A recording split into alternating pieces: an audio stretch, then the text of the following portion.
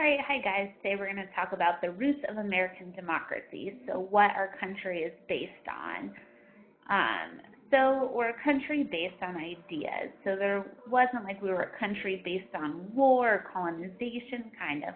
But mainly, our founding fathers were, when they wrote the Declaration of Independence and the Constitution, they did that with these great ideas in their heads, and they were influenced a lot by different political ideas and ethical teachings and Greece and Rome, and they took so many ideas and threw them all together to build the country we are today. So you can see a lot of similarities when you're looking at different documents. So as far as religion and classical roots, so the idea of justice really came from Judaism, this religious idea of justice and fairness. And then they pulled from the Christians this idea of natural law. So this idea that we have kind of already in place this idea of fairness. Natural law means that people are going to do what's right, and that's kind of the first moral law that we have, is that you expect people to know what's right and wrong and then do what's right. From ancient Greeks, we took the idea of direct democracy, so that means that people are directly involved. So, for instance, now we get to vote. So they took this idea of direct democracy, so everyone gets to vote. Well, not everyone at the time. White males back in the day got to vote. That was the idea of direct democracy. But today we all get to vote, which is direct democracy. And then they combined that, so they took Greeks and Romans, and they smushed their ideas together. So we all get to vote, but we vote for other people to represent us in the government. So they took the idea of direct democracy and representative government, and they married them together. So representative government means that we vote directly for people to go represent us in the government. English roots. So even though we were trying to break away from those English guys, we still took ideas from them, because what they didn't like, what the founding fathers didn't like, is that they weren't being treated like Englishmen. So they still loved what the English country stood for, but they didn't feel like they were part of that anymore. So they took some of that with them. So the Magna Carta, basically the Magna Carta made sure that people in power couldn't abuse that power. So it said, this is what you can do, this is what you can't do. You can't just ask people for money for no good reason. You can't arbitrarily make laws. So it basically defined what the people in power could do, so they couldn't abuse that power and just do whatever they wanted.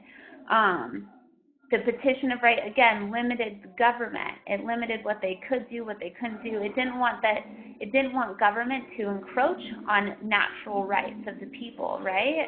And the English Bill of Rights, if you looked at the English Bill of Rights and you looked at the Bill of Rights in our Constitution, you would see there's a lot of similarities there. The right to bear arms, the right to petition.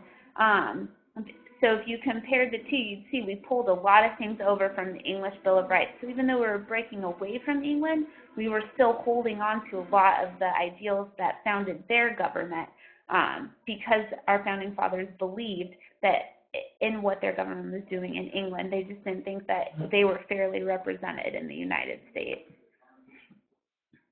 So English Enlightenment. So we took these ideas from Hobbes and Locke. So Hobbes had this social contract theory. He basically said that we, the people, give up part of our rights in return for government protection. So like we give up some of our freedom to the government, in return the government's going to take care of us. And Locke took that a step further and said we give up our rights to the government as long as the government's protecting our rights of life, liberty, and property.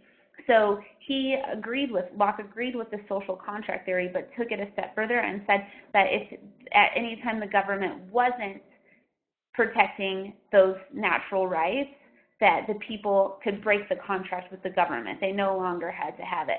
So basically, by giving power to the government, we're saying we're giving you this power. In return, you're supposed to protect our rights. And then we also took a little bit from the French Enlightenment roots. So Montesquieu was a baron, and that's where we got our idea of separations of power. So we have three branches of government. We have the judicial branch, the legislative branch, and we have the executive branch. And all three of those branches separate powers, so one branch can't get too much power and take over the whole thing. It checks. They check each other out and balance each other out. And then from Rousseau, the idea of popular sovereignty. So the people, again, the people have a say. So we are very big on making sure the people had a say, and that could possibly be because the founding fathers didn't think that they had a say in what was going on in England at the time. So these, when you go do your tree activity, these should be the things that you're including on your tree. So if you've already completed your tree, I want you to go back and look at the roots that you did on your tree and make sure it matches here. If you haven't done your tree, please use this to finish your tree.